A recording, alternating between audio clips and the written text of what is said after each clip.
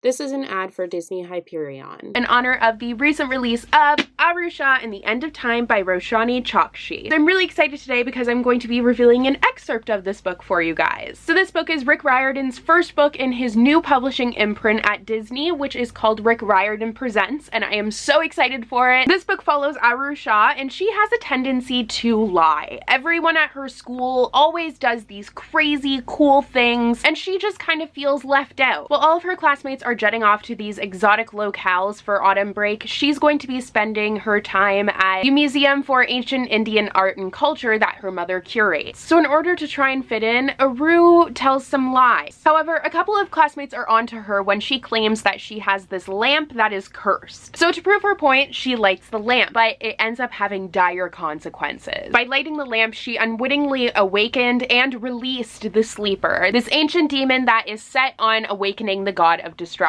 Her classmates and her mother end up frozen in time, and it's up to Aru to save everyone. But the only way to stop this demon is to find the reincarnations of the legendary Pandava brothers and journey through the kingdom of death, which is definitely a lot for anyone, let alone a young kid, to handle. So I'm going to be reading a little bit from chapter 5, The Other Sister. Grabbing one of the elephant tusks as a handrail, Aru stepped into the statue's mouth.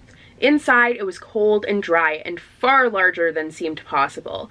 A hall appeared, carved out of stone and marble, and the ceiling soared overhead. Aru stared around her, stunned as she remembered every time she'd leaned against the elephant, never knowing it'd been hiding a magical corridor within it. Boo flew down the passageway, urging her forward. "Come along, come along!" Aru ran to keep up. The hallway sealed itself behind her. Ahead was a closed door. Light slipped out from a gap on one side. Boo perched on her shoulder and pecked her ear. "What was that for?" exclaimed Aru. "That was for renaming me," said the pigeon too smugly. "Now tell the door of many that you need to go to your sibling who has awakened." Sibling. Aru suddenly felt sick. Her mom traveled most weekends.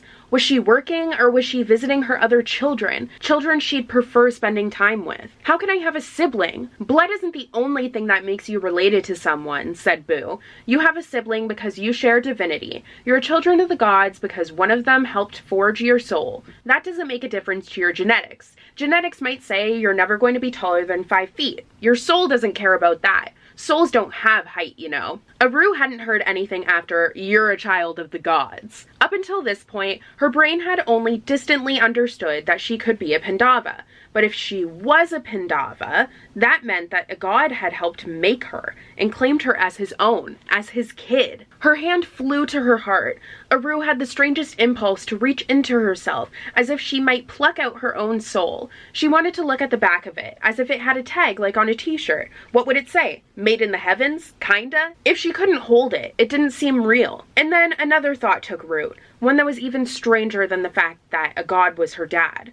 "So I'm like a goddess?" she asked. "That wouldn't be so bad." "No," said Boo. "But the Pandavas were like demigods. They could use divine weapons and stuff. So that makes me half a goddess, right?" said Aru. She examined her hands, flexing them like Spider-Man did whenever he started shooting out webs. "Does that mean I get to do magical things too? Do I get powers or a cape?" "There shall be no capes." "A hat?" "No." "Theme song?"